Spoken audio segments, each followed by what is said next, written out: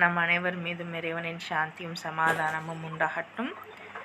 அல்ஹம்துலில்லாஹ், இறைவனுடைய அருளால் நம்மளுடைய வாழ்வாதாரம் மற்றும் வாழ்க்கை முன்னேற்றத்துக்கான ஒரு எம்பவர்மெண்ட் ஸ்ட்ராட்டஜிஸாக 19 ஸ்ட்ராட்டஜிஸ் நம்ம பார்த்துட்ருக்கோம். இன்றைக்கி அல்ஹம்துலில்லாஹ் நம்ம கூட அஸ்மா நிஷா இணைஞ்சிருக்காங்க. இவங்க ஒரு psycho therapist, career coach analysis, இன்னும் லைஃப் ஸ்கில்ஸ் கோச்சாகவும் இருக்காங்க, என்எல்பி மாஸ்டர் ப்ராக்டிஷனராகவும் இருக்காங்க. இன்றைக்கி நம்மக்கிட்ட நம்மளுடைய உமனுக்கான ரைட்ஸ் என்ன, ரெஸ்பான்சிபிலிட்டிஸ் என்ன அப்படிங்கிறத இஸ்லாமிக் ஓரியன்டாக நம்மக்கிட்ட பேச வந்திருக்காங்க. அல்ஹம்துலில்லாஹ், வெல்கம் மேம், வெல்கம். அல்ஹம்துலில்லாஹ், உங்களுடைய இந்த அருமையான செஷனுக்கு நாங்கள் எதிர்பார்ப்போடு காத்திருக்கோம். அஸ்ஸலாமு அலைக்கும் வரஹ்மத்துல்லாஹி வபரகாத்துஹு. வலைக்கும் அஸ்ஸலாம் வரஹ்மத்துல்லாஹி வபரகாத்துஹு. அஸ்ஸலாமு அலைக்கும் வரஹ்மத்துல்லாஹி வபரகாத்துஹு. எல்லாரும் எப்படி இருக்கீங்க? நலமா இருக்கீங்களா? என்னோட வாய்ஸ் கேக்குதுங்களா? Okay okay. இப்போ நம்ம இஸ்லாமிக் ரெஸ்பான்சிபிலிட்டிஸ், அதாவது ரைட்ஸ் அண்ட் ரெஸ்பான்சிபிலிட்டிஸை பத்தி பார்க்க போறோம். எத்தனை பேருக்கு இதை பத்தி என்னென்ன ரைட்ஸ் இருக்கு, ரெஸ்பான்சிபிலிட்டிஸ்லாம் இது இருக்குன்னு ஓரளவுக்கு ரேண்டமா தெரியும்? ஷேர் பண்ண முடியுங்களா? இதெல்லாம் இருக்கு, என்னென்ன ரைட்ஸ் இருக்கு அப்படின்னு நான் நினைக்கிறேன்.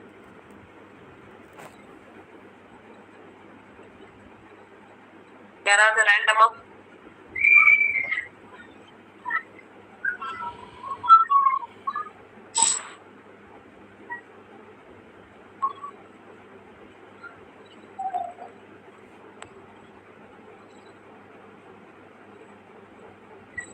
ஓகே, பெண்களுக்கு சம உரிமை இருக்கு. அம்மா வீட்லயா? ஏன் மாமியார் வீட்டுல கொடுக்க மாட்டாங்களா? ஓகே, வேற?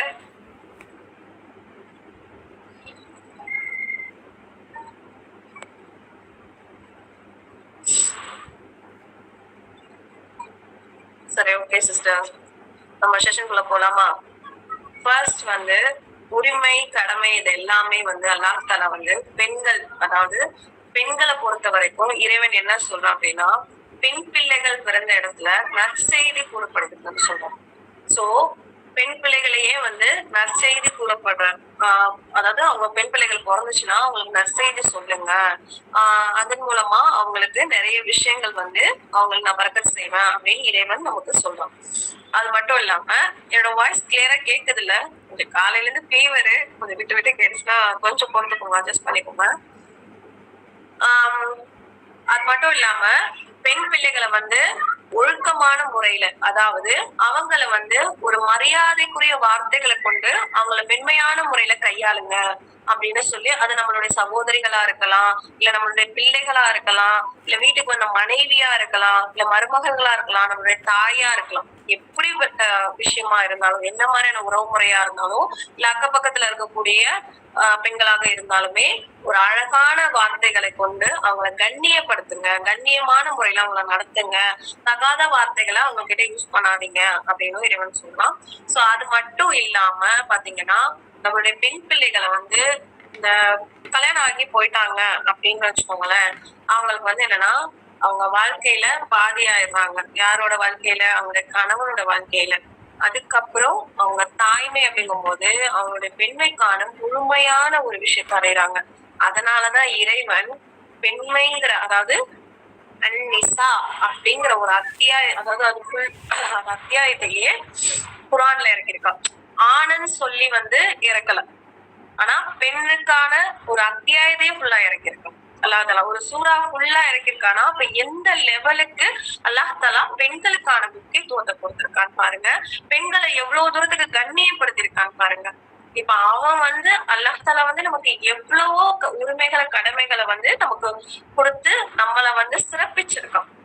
சோ அதுல இன்னொரு விஷயம் பாத்தீங்கன்னா, தாய்மை அடைந்ததுக்கு அப்புறம், அதாவது குழந்தை பிறந்ததுக்கு அப்புறம் நம்ம காலு கடையில சொர்க்கம்னு சொன்ன பாத்தீங்களா, அது எவ்வளவு பெரிய விஷயம்.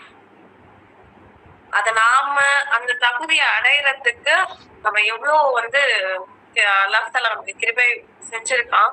நாம எவ்வளவு தூரத்துக்கு அல்லாஹ்வால கிருபை செய்யப்பட்டவங்களா இருக்கோம்னு யோசிச்சு பாருங்க. சோ இப்போ அதுல இருக்கக்கூடிய ரைட்ஸ் அப்படிங்கறது என்னன்னு பாத்தீங்கன்னா, நெக்ஸ்ட் ஸ்லைடு போடுங்க சிஸ்டர். அதேதான் நீங்க சொன்னீங்க இல்லையா, ஆணுக்கும் பெண்ணுக்குமான சம உரிமை அப்படிங்கிறது.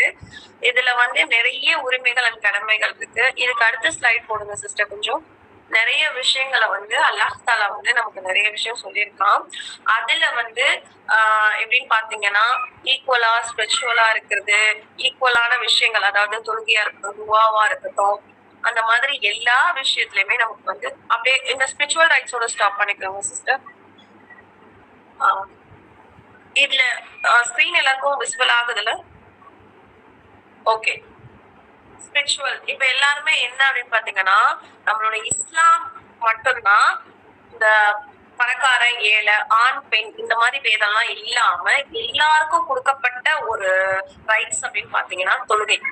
இந்த தொழுகைகளை அல்லாஹ் கிட்ட டைரக்டா நம்ம பேசிக்கலாம். நம்ம வேணுங்கிறது அல்லாஹ் கிட்ட டைரக்டா கேட்டுக்கலாம். இது ஆண்கள் கிட்ட சொல்லிதான் போய் எனக்காக கேட்டுவாங்க, எனக்காக நீங்க இப்ப எல்லாத்தையும் துவா செய்யுங்க அப்படின்லாம் சொல்ல வேணாம். நம்ம போயிட்டு நம்ம டைரக்டா அல்லாஹ் கிட்ட பேசிக்கலாம். நம்ம டீலிங்க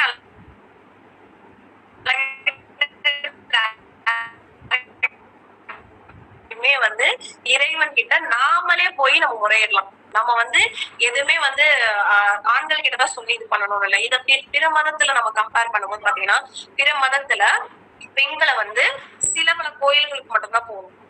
சில பல கோயில்களுக்குள்ள அலோட் கிடையாது. அப்படியே போனாலும் அந்த கருவறை வரைக்கும் போக கூடாது. இந்த மாதிரி எல்லா ரெஸ்ட்ரிக்ஷன்ஸும் இருக்கு. இந்த மாதிரி எல்லாம் நமக்கு கிடையாது. இதுல இன்னொரு மாற்று மத சகோதரிகள் சொன்னாங்க, நீங்களும் வந்து கிட்டத்தட்ட காபாவை வந்து வலம் வர்றீங்கல்ல, காபா வந்து வலம் வந்துட்டு தானே இருக்கீங்க, அப்ப எங்களை மாதிரி தானே நீங்களும் வந்து கோயில்லாம் சுத்திரமா தானே நீங்களும் பண்றீங்க அப்படின்னு ஒருத்தவங்க கேட்டாங்க, ஒரு சகோதரி. அப்ப நான் ஒரு விஷயம் சொன்னேன், நீங்களும் உங்ககிட்ட அந்த மாதிரி யாராவது ஒருத்தவங்க கேட்டாங்கன்னா அதை சொல்லுங்க. என்ன அப்படின்னா, நாம வந்து இறைவன் வந்து அந்த புனித தலத்துக்கு போய் அங்க இறைவனுக்கும் புரிங்கன்னு சொல்றதுக்கான ஒரு அடையாளமா தான் அதை வச்சிருக்கோம். அதுதான் இறைவன் சொல்லி வணங்குங்கன்னு சொல்லல. சோ நான் அதை சொன்னதுக்கு அப்புறம் இவ்வளவு விஷயம் இருக்கா, நான் என்ன நினைச்சேன்னா நீங்க அததான் போயிட்டு அல்லான்னு நினைச்சு கும்பிடுவீங்கன்னு நான் நினைச்சேன் அப்படின்னு சொன்னாங்க. சோ இப்ப எவ்வளவு விஷயத்துல பாத்தீங்கன்னா, ஆண்கள் வந்து முன்னிலை நிக்க வச்சு அவங்க ஜமாத்தோட நிக்கும் போது நம்ம பின்னாடி நின்று தொழுகிறதுக்கான எல்லா விஷயங்களும் இருக்கு. அதே மாதிரி நம்ம சின்ன பிள்ளையா இருக்கும் போது எத்தனை பேர் வந்து பள்ளிக்கு போய் பெண்கள் தொழுது பார்த்திருக்கீங்க? நம்ம சின்ன பிள்ளைலாம் இருக்கும் போதெல்லாம் பள்ளிக்கு எத்தனை பெண்கள் போய் தொழுது பார்த்திருக்கீங்க? தம்ஸ் அப் கொடுங்க பார்க்கலாம், எத்தனை பேர் நான் பார்த்திருக்கேன் அப்படின்ற மாதிரி. ஓகே, பார்த்திருக்கீங்க. சோ அந்த மாதிரி இப்ப இருக்கிற காலகட்டத்துல நிறைய பேர் வந்து இப்ப எல்லாருமே ஆண்கள் பெண்கள் எல்லாருமே போறாங்க பள்ளிக்கு. ஏன்னா அது அல்லாஹ் தாலா பெண்களுக்குன்னு கொடுக்கப்பட்ட உரிமையா இருக்குது. ஜமாத்துன்னு, அதாவது ஜும்மா நாள் அன்னைக்கு பார்த்தோம்னா எல்லா பெண்களுமே அவங்களோட கணவன்மார்களோட சேர்ந்து போய் ஜும்மா தொழுதுட்டு வராங்க. அது எவ்வளவு ஒரு பெரிய சிறந்த விஷயம் இல்லையா? இன்னைக்கு எவ்வளவு பேர் அதை மாத்திருக்காங்க. நெக்ஸ்ட் ஸ்லைட் போடுங்க சிஸ்டர். இது எதுக்காக அப்படி இந்த ரைட்ஸ் கொடுக்கப்பட்டுச்சு அப்படின்னு பாத்தீங்கன்னா, அதுல சில கடமைகளும் நமக்கு இருக்கு. அதாவது அல்லாஹ் தாலா ஒரு விஷயத்த நமக்கு கொடுக்குறானா அது சும்மா ஒன்றும் கொடுக்க மாட்டான். அதை எப்படி நம்ம ப்ராப்பரா யூஸ் பண்றோம், நம்ம பண்ணணுங்கிற வரைக்கும் எல்லா நுணுக்கத்தையும் சொல்லிதான் நமக்கு கொடுப்பான். அங்க பாருங்க, நம்ம ஏன் அப்படின்னு பார்த்தோம்னா, நம்ம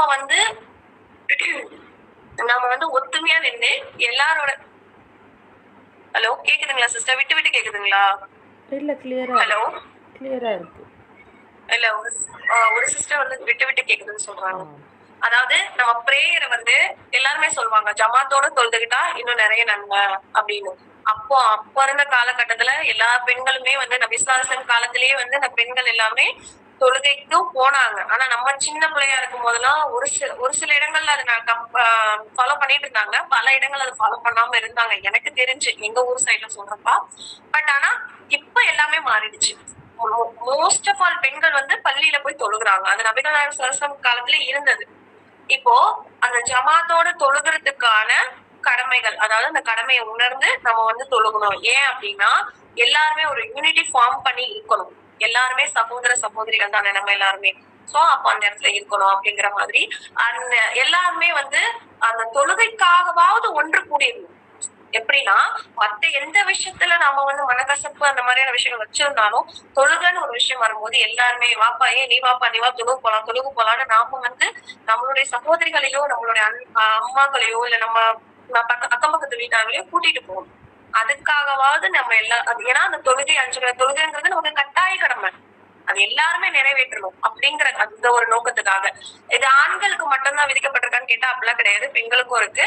அதே மாதிரி நோன்பு இருக்கிறதா இருக்கட்டும், ஜக்காத்து கொடுக்கறதா இருக்கட்டும், இதுல எல்லா விஷயத்திலுமே வந்து இறைவன் வந்து நமக்கும் அந்த கடமையை நிறைவேற்றிருக்கான். 30 நாள் நம்ம ரம்ஜான் நோன்பு வைப்போம் இல்லையா, அது நமக்கான கட்டாய கடமையாக தான் இருக்கு. ஆண்கள் மட்டும்தான் அது வைக்கணும்னு சொல்லல. இறைவன் நினைச்சிருந்தா, அதாவது மாதவிடாய் காலங்களோ இல்ல நிபாஸ்ல இருக்கக்கூடிய பெருந்தீட்டுல இருக்கக்கூடிய பெண்கள் தவிர மத்த எல்லாருமே ஃபாஸ்டிங் இருக்கணும், அந்த ரமலானுடைய காலகட்டத்துல நோன்பு இருக்கணுங்கிறத கட்டாய கடமையா ஆக்கியிருக்கான். அது மட்டும் இல்லாம ஜக்காத் கொடுக்கறதும். ஏன்னா அந்த ஜக்காத் கொடுக்கும் போதுதான் நம்ம ஃபர்ஸ்ட் நோன்பு இருக்கும் போதுதான் பசியோட அருமை நமக்கு தெரியும். ஜக்காத் கொடுக்கும் போதுதான் நமக்கான இரக்க குணம்ங்கிறது நமக்குள்ள வரும்.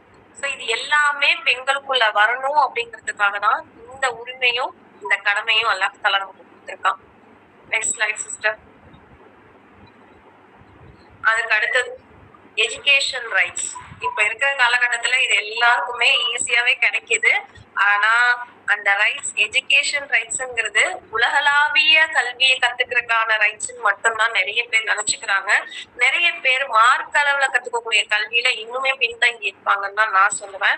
ஏன் அப்படின்னு பாத்தீங்கன்னா, மார்க்கத்துல வந்து நிறைய விஷயங்கள் சொல்லியிருக்காங்க, மார்க்க அளவிலான நாலேஜ் வளர்த்துக்கோங்க. ஆனா நிறைய பேர் அதை படிக்கிறது இல்ல. அதை தாண்டி அவங்க என்ன பண்றாங்க அப்படின்னா, கல்வியை வந்து உலக கல்வியை மட்டும் கத்துக்கிட்டு அதுக்கான ரைட்ஸ், எனக்கு வந்து படிக்கிறதுக்கான ரைட்ஸ் இருக்கு, இந்த ரைட்ஸ் இருக்கு, அந்த ரைட்ஸ் இருக்குன்னு பேசுறாங்க. ஆனா இறைவன் எதுக்காக அந்த படிப்புங்கிற உரிமையை, அதாவது அந்த கல்வி உரிமையை நமக்கு எதுக்காக கொடுத்தான் அப்படிங்கிறது நம்மள பல பேரும் தெரியாம தான் இருக்கும். அன்னைக்கு அடுத்தது ஒரு விஷயம் பாத்தீங்கன்னா, சரி இங்க இருக்கிறவங்களுக்கு எத்தனை பேர் சொல்லுங்க, நபிகள் நாயகம் ஸல்லல்லாஹு அலைஹி வஸல்லம் அவங்களுடைய காலத்துல இருந்த பெரிய ஸ்காலர், கல்வி ஞானம் பெற்ற ஒரு பெண்ணுனா அவங்க யாரு சொல்லுங்க பாக்கலாம். யாரு டைப் பண்ணுங்க. நபிகள் நாயகம் ஸல்லல்லாஹு அலைஹி வஸல்லம் அவங்க காலத்திலேயே நல்ல திறமை வாய்ந்த மார்க்கப்பட்டு, அதாவது கல்வி ஞானம் அதிகமா இருந்த பெண்மணி.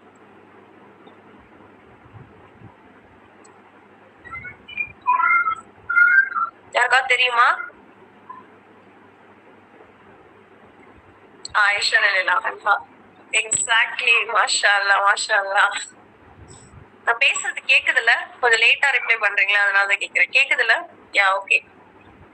எக்ஸாக்ட்லி. ஏன் அப்படின்னா, ஆயிஷா ரலியல்லாஹு அன்ஹா அவங்க வந்து நபிகள் நாயகம் ஸல்லல்லாஹு அலைஹி வஸல்லம் அவங்களுடைய ஹதீஸ் முறைகள், அவங்களுடைய வழிமுறைகள் எல்லாத்தையுமே அவங்க என்ன பண்ணுவாங்களா, பிறருக்கு எத்தி வச்சுட்டே இருப்பாங்க.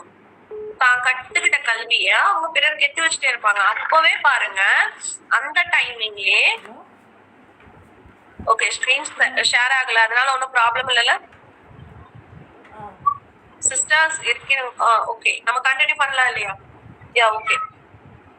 அந்த டைமிங்ல என்ன அப்படின்னா, அவங்க வந்து கோயெடுக்கு, அதாவது ஆண்களுக்கும் சொல்லுவாங்களாம் பெண்களுக்கும் சொல்லுவாங்களாம். இப்பதான் நாம எல்லாம் இந்த சிபிஎஸ்இ கோயெடு மெட்ரிக் இதெல்லாம் நம்ம பாக்குறோம். ஆனா அந்த டைமிங்லயே அவங்க என்ன பண்ணுவாங்களாம், கோயெடு, அதாவது ஆண்களுக்கும் சொல்லுவாங்களாம் பெண்களுக்கும் சொல்லுவாங்களாம். சோ இந்த மாதிரி நிறைய பேருக்கு நிறைய ஹதீஸ மனனம் செய்த பெண்மணியாகவும் ஆயிஷா ரலியல்லாஹு அன்ஹா அவங்க இருக்காங்க. ஹலோ, கேக்குதா? நெக்ஸ்ட் ஒன் அப்படின்னு பாத்தீங்கன்னா, ஓகே ஓகே, அல்ஹம்துலில்லாஹ், கேட்ட வரைக்கும் சந்தோஷம். நெக்ஸ்ட் அப்படின்னு பாத்தீங்கன்னா, அந்த எஜுகேஷனோட ரெஸ்பான்சிபிலிட்டிஸ் எந்த லெவலுக்கு இருக்கு அப்படின்னு பாத்தீங்கன்னா, நாம அதை எதுக்காக கத்துக்கிறோம்? நம்மள பல பேர் வந்து இன்றைய காலத்துல கல்விங்கிறது, இப்ப நம்ம அத்தா அம்மா முறையில எல்லாம் பாத்தீங்கன்னா ஓரளவுக்கு கத்திருப்பாங்க, தீனுடைய கல்வி கத்திருப்பாங்க, குர்ஆன் ஓரளவுக்கு ஓத தெரியும், அவ்வளவுதான். அதை தாண்டி பெருசா படிப்புலாம் படிச்சிருக்க மாட்டாங்க. ஆனா இன்னைக்கு நாம இறைவனுக்கு நன்றி சொல்லக்கூடிய ஜெனரேஷனா நம்ம இருக்கணும். ஏன் அப்படின்னு பாத்தீங்கன்னா, அதை விளங்கி ஓதக்கூடிய அளவுக்கு நமக்கு கல்வி ஞானத்தை இறைவன் கொடுத்திருக்கான். அது இம்மைக்கான கல்வியா இருந்தாலும் சரி, மறுமைக்கான கல்வியும் ரெண்டுத்தையுமே நம்ம சேர்ந்து படிக்கக்கூடிய தலைமுறையினால நம்ம எல்லாருமே இருப்போம். இன்றைய காலகட்டத்துல அது ஈஸியாவே கிடைக்குது. ஆனா நம்ம என்ன பண்றோம் அப்படின்னா, இன்னும் இன்மைக்கான கல்வியை மட்டும் முக்கியத்துவம் கொடுத்து அந்த கல்வியை மட்டும் நம்ம பிள்ளைங்கள் மனசுல திணிக்கிறோம். காலையில எத்தனை பேர் மதர்சாக்கு தங்களோட பிள்ளைங்களை அனுப்புறீங்க இந்த மறுமைக்கான கல்வியை கத்துக்க போக சொல்லி? அல்ஹம்துலில்லாஹ், மாஷா அல்லாஹ், எல்லாரும் அனுப்புறீங்க. Okay, super. ஆனா அத விளங்கி எத்தனை பிள்ளைங்க ஓதுறாங்க? இப்ப இருக்கிற டீனேஜ் பீப்புள்ஸ் வந்துட்டு, டீனேஜ் கேர்ள்ஸ் வந்து அந்த மார்க்க கல்வியை விளங்காததுனாலதான் நிறைய தவறுகள். நான் ஒன்லி ஃபார் உமன்ஸ் மட்டும், கேர்ள்ஸ் மட்டும் சொல்றேன்லாம் இல்ல, எல்லா இடங்கள்லயுமே இருக்கு, பாய்ஸ்மே இருக்காங்க. சோ இந்த மாதிரியான தப்புக்கள் எல்லாமே எதனால நடக்குது? நம்மளுடைய பெண் பிள்ளைகள் வந்து தவறான வழியில போறாங்கன்னா அது எதனால? இந்த கல்வி அறிவுங்கிறது நம்ம கொடுக்குறோம், ஆனா அந்த கல்வி அறிவை முறையான மார்க்க கல்வியோட சேர்த்து கொடுக்குறோமா அப்படிங்கறதா இங்க கேள்விக்குறியா நிக்குது. அது இல்லாததுனாலதான் நமக்கான அப்படியே வச்சுருங்க சிஸ்டர். இன்னொரு ஸ்லைட் நகர்த்திடுறீங்களா சிஸ்டர்? ஓகே. அது தவறான வழியில கொண்டு போகப்படுது. நம்ம நினைக்கிறோம் சிபிஎஸ்சில படிக்க வச்சுட்டா, நம்ம இந்த மாதிரி ஒரு காலேஜ்ல, பெரிய பெரிய காலேஜ்ல நம்ம சேர்த்து விட்டுட்டா, இப்போ இருக்கிற ஏஐ டெக்னாலஜி இருக்கிற ஒரு காலேஜ்ல படிக்க வச்சுட்டா நம்ம ஃபுல்லா அதுவாகி வரும் இதுவாகி வரும்னு நிறைய விஷயங்கள் இருக்கு. ஆனா வந்து அது மாதிரி எல்லா பிள்ளைங்களும் வராங்களான்னு கேட்டா லாட் ஆஃப் கொஸ்டின் மார்க்ல தான் இருக்கு. பிகாஸ் ஏன் அப்படின்னு பாத்தீங்கன்னா, நம்ம மார்க்க கல்வியை கொடுக்க தவறுனதோட விளைவு தான் அதெல்லாம். கல்வியை வந்து கத்துக்கிற உரிமைன்னு சொல்லி எடுத்துக்கிற நாம அதை எந்த முறையில கத்துக்கணுங்கிறதையும் நம்ம தெரிஞ்சு வச்சுக்கணும் இல்லையா? அத நிறைய பேர் நம்ம புரிஞ்சுக்க மாட்டோம். அதை கத்துக்கிட்டதுக்கு அப்புறம் அதை எப்படி முறைப்படுத்தணுங்கிறதும் நமக்கு தெரிய மாட்டேங்குது. அதை எப்படி எல்லாம் முறைப்படுத்தலாம் அப்படின்னு பாத்தீங்கன்னா, நம்மளுடைய குடும்பங்கள்ல எத்தனை பேர் வந்து காலையிலயும் மாலையிலயும் வந்து குரான் ஓதும். அந்த குரான் ஓதுறதுனால நம்ம என்ன பண்ணலாம், அந்த குரானை விளங்கி ஓதி நம்மளோட அறிவை வளர்த்துக்கலாம், அந்த கல்வியை கத்துக்கிட்டு. அது மட்டும் இல்லாம நம்மளோட பிள்ளைகளுக்கு சொல்லி கொடுக்கலாம், அவங்களுக்கு அந்த மார்க்க அறிவை வளர்க்கலாம். அது மட்டும் இல்லாம காலையில நம்ம பக்ரா சூரா ஓதுறது மூலமா சைத்தான வரவிடாம பார்க்கலாம். நம்ம மஹரிப்ல வாக்கியா சூரா ஓதுறது மூலமா நம்மளுடைய வறுமையை தடுக்கலாம். அந்த மாதிரி அதே மாதிரி இரவு நேரத்திலையும் நம்ம என்ன பண்ணலாம், ஒரு ஜம்மில் சூறா ஓதிட்டு படுக்கலாம். சோ இந்த மாதிரி ஒரு சூறாக்கும் அதே மாதிரி நம்மளுடைய கணவருக்கான பரக்கத் வேணும், இல்ல நம்ம குடும்பத்துக்கான ஒரு இரணம் வேணும் அப்படின்னு நம்ம நினைச்சோம்னா லுஹர் தொழுகைக்கு அப்புறம் அர்-ரஹ்மான் சூறா ஓதலாம். இதெல்லாம் எத்தனை பேர் ஓதுறோம்? எத்தனை பேர் நம்ம கடைபிடிக்கிறோம்? நம்மளுடைய பிள்ளைகள் நாம கடைபிடிச்சு எத்தனை பேர் நம்ம பிள்ளைகளையும் கடைபிடிக்க வைக்கிறோம்? சோ இந்த மாதிரி நிறைய இருக்கு. கேக்குதுங்களா நான் பேசுறது? ஓகே. இது மாதிரி நம்ம அந்த விஷயத்த நம்ம பண்றது இல்ல, இந்த கடமையெல்லாம் நம்ம பண்றது இல்ல. அது மட்டும் இல்லாம அந்த குழந்தைகளுக்கு நாம அதாவது ஃபர்ஸ்ட் குரானை தானும் கற்று பிறருக்கும் கற்றுக் கொடுப்பவர் தான் சிறந்தவருங்கிறோம். அப்ப அந்த சிறந்தவரோட பட்டியல்லயே நம்ம சேரப்படுறவங்கள, நம்ம பிள்ளைகளை வந்து மார்க்கப்பட்டுள்ள பிள்ளைகளா நம்ம வளர்க்கிறோம்ல. எத்தனை பேர் வந்து நம்ம வாரம் உங்களோட வீடுகள்லயோ இல்ல மாதத்துக்கு ஒரு முறையோ பயான் மாதிரி வைக்கிறீங்க? இன்னமும் நாங்களாம் வைப்போம் சிஸ்டர் அப்படின்ற மாதிரி சில வீடுகள்ல வைப்பாங்க. ஒருத்தர் மட்டும் தான், இத்தனை பேர் இருக்கும், ஒரே ஒரு ஆள் மட்டும் தான் சொல்றாங்க. இல்ல பள்ளிகள்லயோ மதரசாக்கள்லயோ அது பொதுவான இடங்கள்ல நடக்கும். அதை தாண்டி நமக்குள்ள ஒரு யூனிட்டி ஃபார்ம் பண்ணி நம்ம ரிலேட்டிவ்ஸ், ஃப்ரெண்ட்ஸ் இவங்களெல்லாம் கூட்டி நம்ம எத்தனை பேர் அதை நம்ம ஃபாலோ பண்றோம்? அந்த இடத்துல கிராத் ஓதப்படும். அந்த ஒருத்தங்க ஒரு சூறாவை வந்து தஸ்வீதோட ஓதி அதுக்கான விளக்க உரையை சொல்லுவாங்க. இப்ப என்னோட பர்சனல் சர்க்கிள்லயே வந்து என்ன நடக்கும்னா, மந்த்லி ஒன்ஸ் சதகா மீட்டிங் வைப்பாங்க. அப்ப அதுல என்ன ஆகும்னா, நம்மள சார்ந்தவங்க எல்லாருமே அதுல கலந்துப்பாங்க, உறவினர்கள், நண்பர்கள் எல்லாருமே. அப்ப அங்க வந்து ஃபண்ட் மாதிரி கலெக்ட் பண்ணுவோம். ஒரு ஆளுக்கு இந்த ஒரு மீட்டிங் அப்போ மந்த்லி ஒன்ஸ் அது நடக்கும். அவங்களால முடிஞ்ச தொகையை கொடுக்கணும். அது கஷ்டப்படுறவங்களுக்கு ஒரு ஆள் அதை வந்து வாங்கி பேங்க்ல போட்டு வச்சு அதை கரெக்டா பராமரிச்சுட்டு வரணும். மந்த்லி மந்த் அதுக்கான கணக்கு காட்டணும். யாரு கஷ்டப்படுறாங்களோ இல்ல அந்த குரூப்லயே யாருக்காவது கஷ்டம் வருது அப்படின்னா அது அவங்களுக்கு கொடுக்கப்படும். சோ இந்த மாதிரியான விஷயங்கள் எல்லாமே அந்த ஒரு பாண்டிங்ல நடக்குது. அப்ப இது எல்லாமே இந்த கடமைகள், ஏன்னா ஜக்காத்துங்கிறதும் நமக்கான கடமை தானே.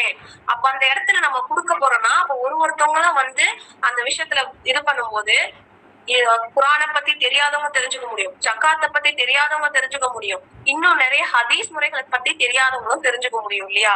சோ அப்ப அதெல்லாம் எத்தி வைக்கிற கடமையும் நம்ம கிட்ட இருக்குல்ல. அதனாலதான் கல்வி கத்துக்கணும். அந்த கல்வி அறிவை மார்க்க அறிவோட சேர்த்து கத்துக்கணும்னு இறைவன் சொல்றான். ஓகேங்களா? அதுக்கான அறிவை நம்ம வளர்த்துக்கணும். அந்த ஒரு ரெஸ்பான்சிபிலிட்டிஸ் நம்ம கிட்ட இருக்கு. கரெக்டான வழியில நம்ம கொண்டு போய் சேர்க்கணும். Next, marriage rights. மேரேஜை பொறுத்த வரைக்கும் இது எல்லாருமே ஓவரால் நிறைய பேர் பண்ற ஒரு விஷயம் அப்படின்னு பார்த்தோம்னா, பெண்களுக்கு இந்த உரிமை அதிகமா கொடுக்கப்பட்டிருக்கு. அல்லாஹ்வுடைய கிருபையால எல்லாருக்குமே நடந்துட்டு இருக்கு. இன்னும் சில இடங்கள்ல அது கிடைக்காமலும் இருக்கலாம்.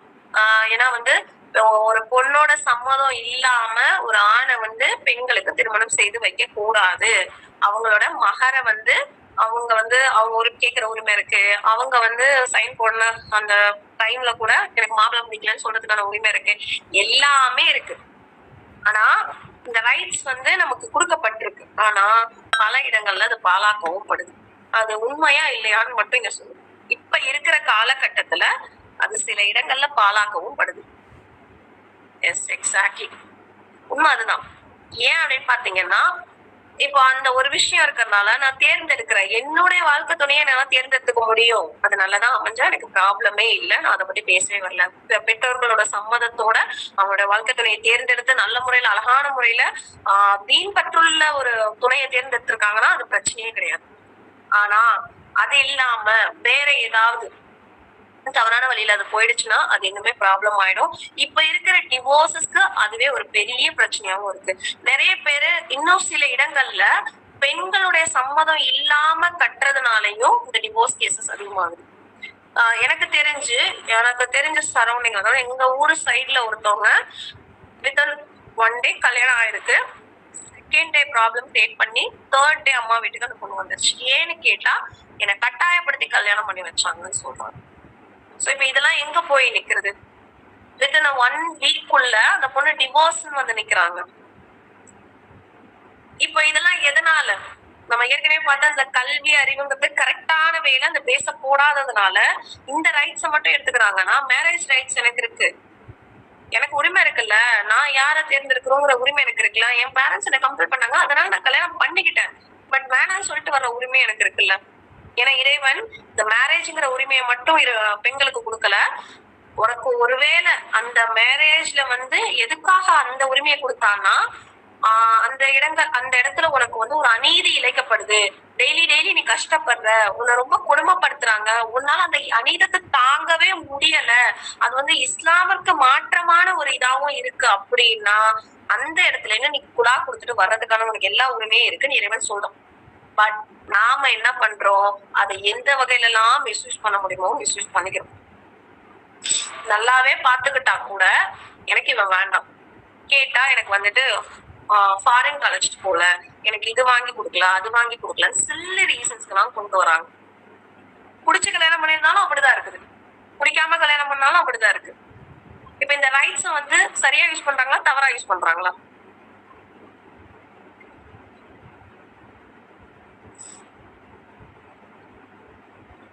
எஸ், இந்த ரைட்ஸ் தவறான வழியில தான் யூஸ் பண்ணப்படுது. அதான் உண்மையும் கூட. அப்ப அந்த ரைட்ஸை மட்டும் தெரிஞ்சுட்டு நம்ம என்ன பண்ணணும்? அதுக்கான கடமை என்னன்னு பாக்கலாம். இப்போ நம்ம எதுக்காக ஒரு இறைவன் ஒரு விஷயத்த இதுக்கு அடுத்த ஸ்லைடு கொண்டு போயிடுங்க சிஸ்டம்.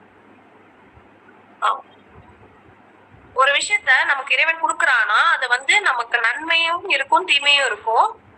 சிந்தித்து உணரக்கூடிய சமூகத்தினருக்கு அதில் பல அத்தாட்சிகள் இருக்குன்னு ஏன் குரானுடைய பல இடங்கள்ல அல்லாஹ் தஆலா சொல்றான். ஏன்னா அது நன்மையும் இருக்கும் தீமையும் இருக்கும். அந்த பகுத்தறிவுங்கிறது அதுக்குதான் நான் உனக்கு கொடுத்துருக்கேன். அதை பகுப்பாய்வு செஞ்சு கரெக்டான வழியில எடுத்துக்கொண்டு தான் இறைவன் சொல்றான். நமக்கான கடமை அப்படின்னு பார்த்தோம்னா, நம்ம ஒரு குடும்பத்துக்குள்ள போக போறோம், ஒரு திருமணமாகி ஒரு ஆணை நம்ம கைப்பிடிக்க போறோம் அப்படின்னா, நான் உனக்கு சப்போர்ட்டாவும் நீ எனக்கு சப்போர்ட்டாவா இருக்கணும். நான் உங்களோட எல்லா சுகதுக்கங்கள்லயும் உங்க கூட நான் இருப்பேன். அந்த ரைட்ஸ் எதுக்காக கொடுக்கப்பட்டுச்சுன்னா அதுக்குதான்.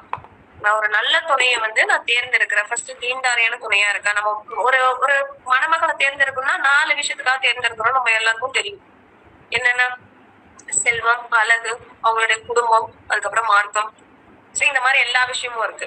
அப்போ அதுல மார்க்கப்பட்டுள்ள பெண்களை கல்யாணம் பண்ணிக்கோங்க அல்லாஹ் தஆலா ஏன் சொல்றான்னா இதுக்குதான் சொல்றேன். இன்னொரு பக்கம் ஒரு சந்தோஷமான ஒரு குடும்ப சூழலை உருவாக்க ஒரு மார்க்கப்பட்டுள்ள பெண்ணால மட்டும்தான் முடியும். அதே போல கணவன்மார்களும் அவங்களுடைய பெண்களை வந்து அழகிய முறையில நடத்துங்கன்னு சொல்லுவாங்க. அவங்களுடைய மனைவிகளை நல்ல முறையில் உங்கள் மனைவிகளிடத்தில் நல்ல முறையில் நடந்து கொள்ளுங்க. நபி ஸல்லல்லாஹு அலைஹி வஸல்லம் என்ன சொல்லியிருக்காங்க, உங்களில் சிறந்தவர் உங்கள் மனைவியிடத்தில் சிறந்தவர்னு சொல்றாங்க.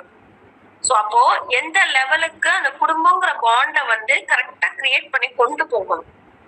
பெண்கள் வந்து தன்னுடைய கணவனை வந்து மதிச்சு வாழணும், தன்னுடைய குடும்பத்தை வந்து கரெக்டா ஹேண்டில் பண்ணி கொண்டு போகணும், அங்க அவங்களுடைய பிள்ளைகளை வந்து அழகிய முறையில வளர்க்கணும்.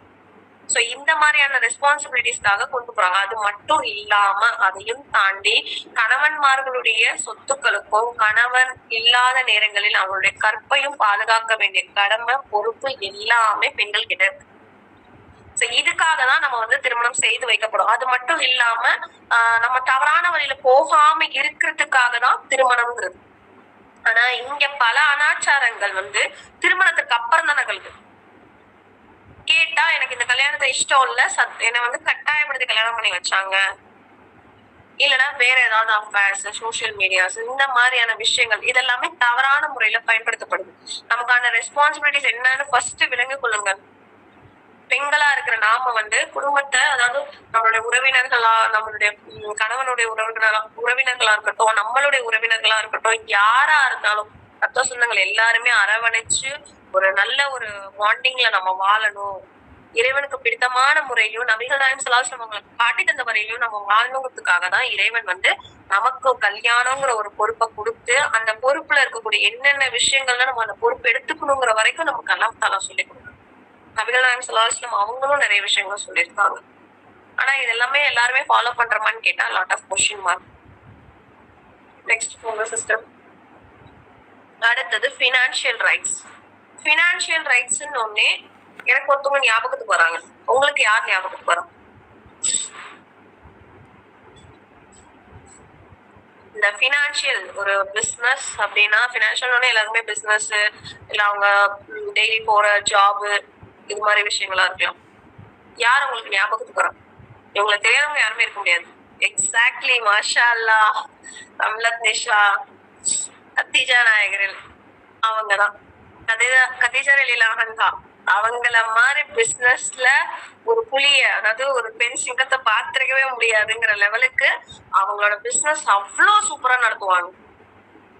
அவங்க அவ்வளவு தூரத்துக்கு எனக்கு ரொம்ப பிடிக்கும். அந்த பிசினஸ பத்தி படிக்கும் போது நிஜமானுமே கதீஜா நாயகத்துடைய அவங்களுடைய வரலாறு எடுத்து நீங்க படிங்களா, அது ஒரு என்னடா நீங்க படிக்கும் போது நிஜமா நமக்குலாம் மெய் சிலிர்த்துரும்.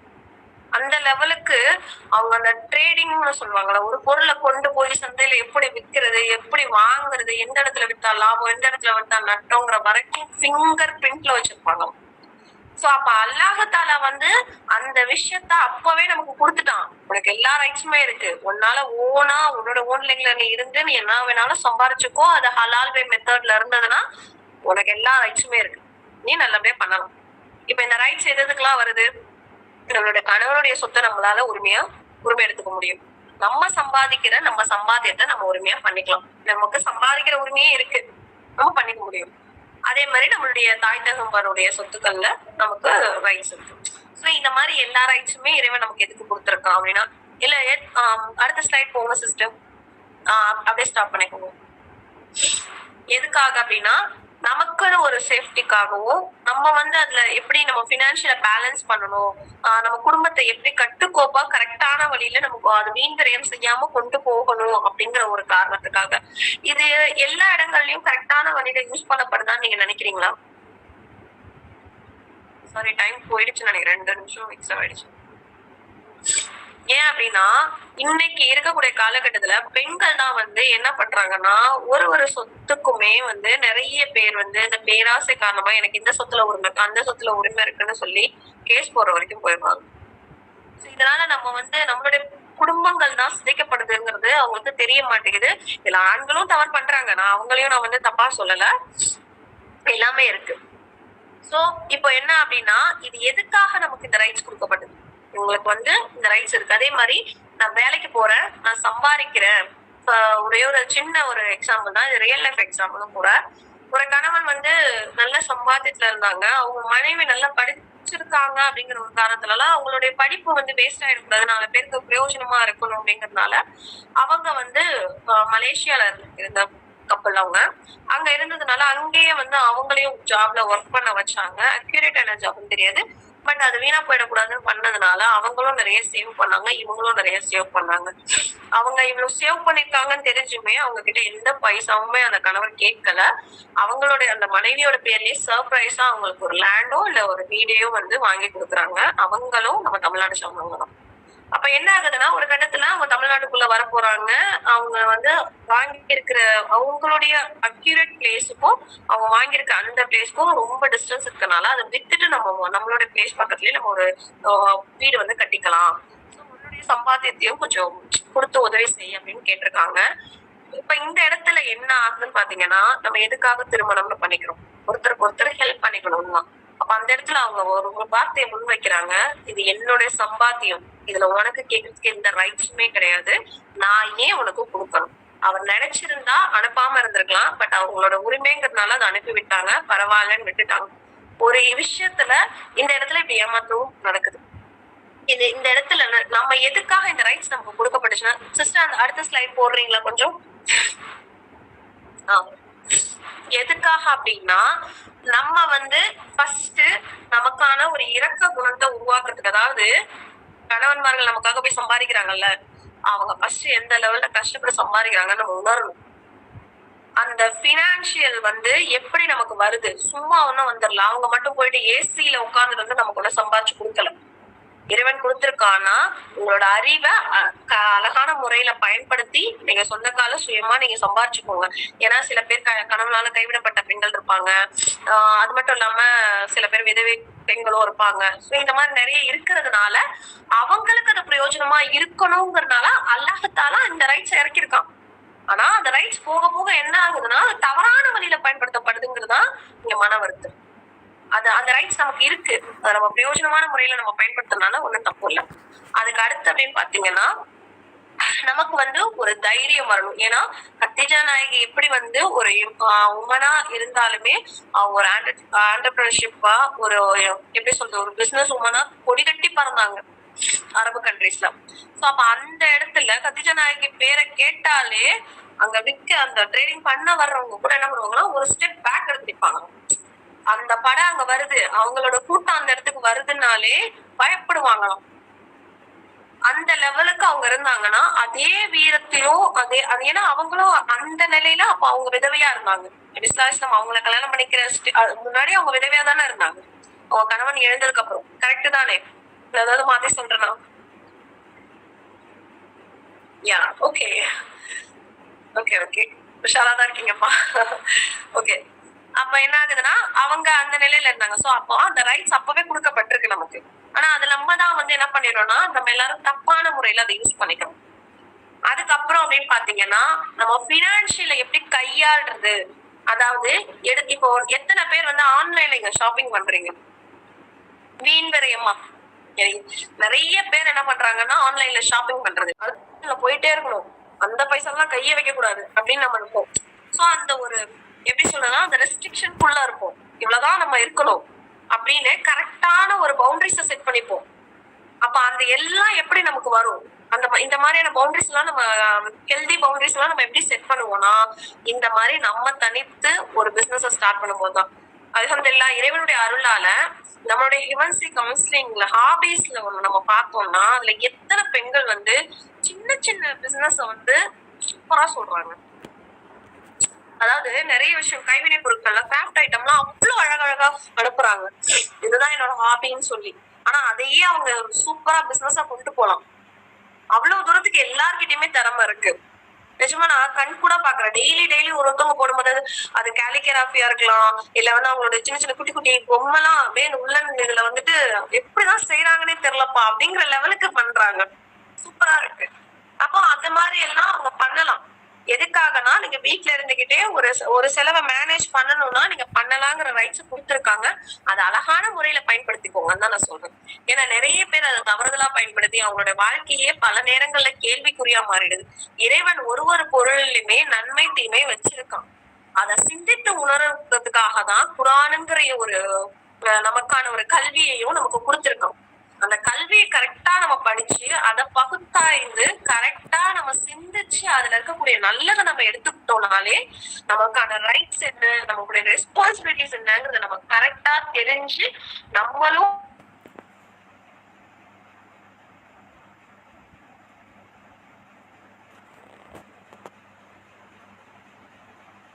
சிஸ்டர் உங்களோட வாய்ஸ் கேட்கல. அவங்கள மாதிரியான ஒரு நற்பேறு கொண்ட பெண்மணிகளா நாமளும் செஷன் முடியுது. இந்த வாய்ப்பை எனக்கு ஏற்படுத்தி கொடுத்த ஹெவன்சி கவுன்சிலிங் அந்த கோஆர்டினேட்டர்ஸ், அதோட அட்மின்ஸ், பாரியா சிஸ்டர்ஸ் எல்லாருக்குமே இப்ப எனக்கு இந்த குரூப்ல வந்தது இந்த மீட்டிங்ல வந்து சப்போர்ட் பண்ண எல்லா சிஸ்டர்ஸ்க்குமே மனமார்ந்த நன்றியை நான் தெரிவிச்சுக்கிறேன். ரொம்ப ரொம்ப ரொம்ப சிஸ்டர்லாஹாய் இந்த வாய்ப்பை ஏற்படுத்தின முதல்ல இறைவனுக்கும் நான் நன்றி தெரிவிச்சுக்கிறேன். இதோட நான் முடிச்சுக்கிறேன். வாசர தவான அல்ஹம்துலில்லாஹி ரப்பில் ஆலமீன். அஸ்ஸலாமு அலைக்கும் வரஹ்மத்துல்லாஹி வபரகாத்துஹு. அல்ஹம்துலில்லா சிஸ்டர், அல்ஹம்துலில்லா. ஜஸாக்கல்லாஹு கைர். உங்களுடைய வார்த்தைகள் எல்லாமே வந்து ரொம்ப அருமையாக இருந்தது. ப்ராக்டிக்கலான விஷயங்கள், நம்மக்கிட்ட இருக்கக்கூடிய ப்ளஸ்ஸு மைனஸ் ரெண்டுத்தையுமே சொன்னீங்க. மாஷா அல்லாஹ், ரொம்ப ஒரு நல்ல விஷயமாக இருந்தது. அண்ட் ஆல்சோ நீங்கள் சொன்ன அந்த குரானிய கல்வி அது எவ்வளோ முக்கியங்கிறதையும் நீங்கள் ரொம்ப அருமையாக சொன்னீங்க. ஏன்னா குரான் வகுப்பு, குரானை புரிஞ்சுக்கோங்க அப்படின்னு சொன்னால் கூட நம்மளாம் என்ன பண்ணுறாங்கன்னா, குரானில் வந்து இந்த எழுத்து வந்து இந்த மாதிரி நீங்கள் சொல்லித்தரலையே, இந்த தஜ்வீத் இப்படி இல்லையே, அப்படி இல்லையே அப்படின்னு பேசக்கூடியவர்கள் இருக்காங்க. ஆனால் உங்கள் குழந்தைங்க குரானை பற்றி பேசுகிறாங்க. குரானில் என்ன விஷயம் இருக்குங்கிறத வந்து உங்கள் குழந்தைங்க பேசுகிற அளவுக்கு அவங்கள நீங்கள் பக்குவப்படுத்துங்க, அவங்கள நீங்கள் தயார்படுத்துங்க. ஸோ அப்படி நம்ம சொல்லும்போது இல்லை தஜ்வீது சரியில்லை, ஸோ எந்த விஷயம் என் குழந்தை செய்கிறதுனால எனக்கு பெருமை கிடைக்குமோ அதைத்தான் நம்ம நோக்கி போகிறோம். அப்படி இல்லைம்மா குரானை புரிஞ்சுக்க வைங்க அப்படிங்கிறது வந்து நம்மக்கிட்டையும் கொஞ்சம் வேணும். நம்மளும் அந்த ஒரு நிலைக்கு வரணும். எஸ், அல்ஹம்துலில்லாஹ். ஜஸாக்கல்லாஹு கைர்.